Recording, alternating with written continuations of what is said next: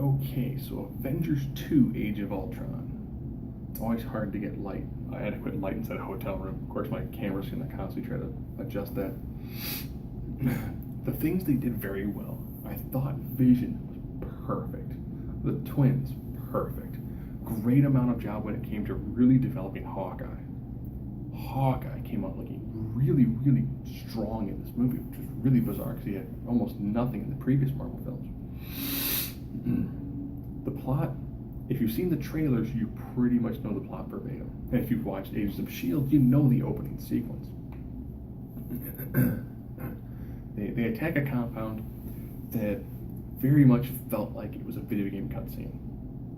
If my one complaint, a lot of this did seem like I was waiting for like a plus, press X, hit left. Because when they did lots of the CGI fights, it looked very, very much like a video game. Don't think this film was good. It was Marvel good. That's kind of the problem. Marvel has really knocked out of the park a lot.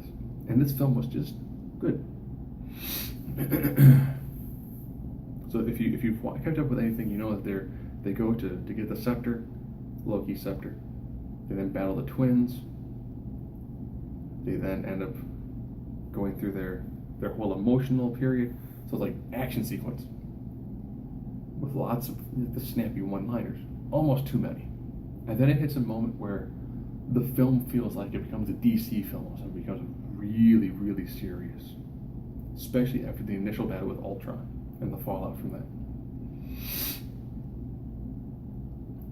And it's just this really like slow period. Wanda's powers are virtually everything.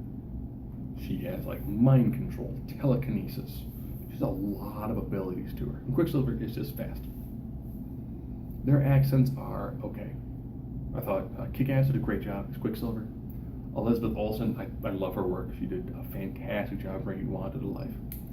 Sure, people are gonna be like her outfit didn't match the essentially what you see in the comics.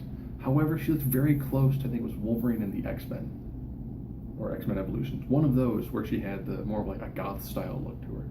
So she pulled that off very well. James Spader is Ultron. Since Tony Stark made him kind of, Ultron has a lot of a Tony Stark personality. So there's a lot of snappy one-liners, which I didn't really kind of like. I was hoping he would have been just like the super menacing villain. Instead, he's cracking one-liners every now and then. Paul Bettany as Vision was flawless. When he's delivering his lines that sound like they're Superman lines, I mean, it was just done so well. And there's a couple of scenes that are just, it'll make people upset, but it's also great because it leads to a little bit of comedy. I was hoping this film was going to have like moments where it was serious, and then some comedy to lighten the mood, and then serious. And this is just kind of comedy, big serious chunk, comedy. And the end sequence, where they're doing their massive battle against all of Ultron's forces, as well as Ultron himself, felt very much like it was the first film. They just changed locations. It was the Avengers all singly destroying a tremendous amount of disposable enemies. They do make a very big portion about removing the innocents, except of course for the battle with the Hulkbuster suit and Hulk, which is fantastic. I'll say overall this movie is good. It had moments that were just amazing. But I think the problem is we've expected Marvel to do these fantastic films. And when you watch a film that's good, you're like, this was good, but it should have been so much better.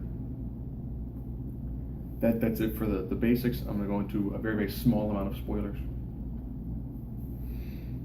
And 5, 4, 3, 2, 1, spoilers. They do a bit of a conversation where Hawkeye, who has a family, who pretty much kind of leaves at the end of the film. Tony Stark pretty much leaves at the end of the film. They kind of throw in Falcon and War Machine, no longer Iron Patriot, kind of towards the end of the film to bring them in as your new Avengers team.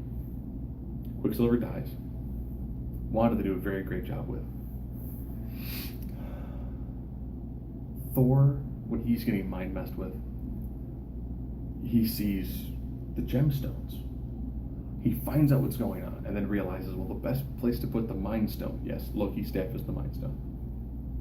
Actually, once you break it open, there's the Mind Stone.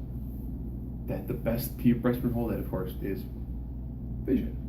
So I guess Vision is kind of a combination of Vision, kind of a combination of Adam Warlock. Hulk runs away, pretty much. You know, with Quicksilver dead, Thor's back on Asgard trying to figure out what's going on with the gems. He's like, we've already had 4 of them show up in the past couple of years. Vision grabs Thor's hammer. And the fact he walks, he's like, here you go. And everyone was like, wait a minute, we just spent like minutes trying to move this freaking hammer, like earlier in the film during a light moment, and he just, whoop. He does use it later on in the film as well. And of course he does destroy Ultron as well.